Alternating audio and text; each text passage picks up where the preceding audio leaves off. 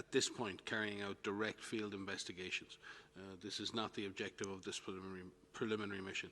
This is to understand what has been discovered already, what has been studied already, what the data that's available, and then from that to lay out what further studies need to be carried out and what international experts would be useful in engaging with and partnering with Chinese colleagues in order to do that.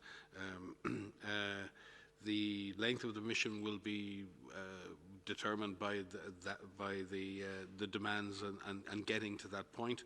But it's also important to note that our two colleagues are actually in quarantine at the moment, which is a standard operating procedure from the Chinese side, and as such are already working with NHC colleagues, the National Health Commission and Ministry of Science colleagues in a remote way, being supported by our country office. So the team already working, but working remotely because they're in quarantine. And we will keep you updated on progress with the preparations for the international mission and on preparations for that, and who will travel and will be part of that mission in due course. Maria, you may wish to just lay out some of the issues and complexities of studies and investigations like this.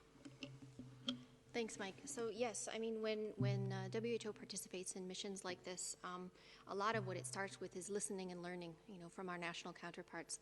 I've personally been on several missions for WHO related to different emerging infections, and if I just think back to MERS, for example, it took us more than a year to identify the intermediate host, which are the dromedary camels. But on these types of missions, what we do is we listen, we learn, we understand what has been done so far, so that we can work with counterparts and with international partners to lay out what needs to be done in terms of what studies need to be done at the animal-human interface.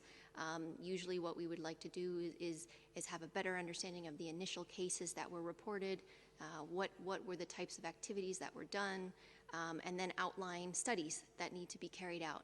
And those studies take time. But before you can design studies that need to be carried forward, you need to understand what has been done already. And so this team will be meeting with counterparts in China, with different ministries, likely with different academics and scientists, to really determine what has been done to lay out the plan going forward and to plan that larger mission. Thank you very much.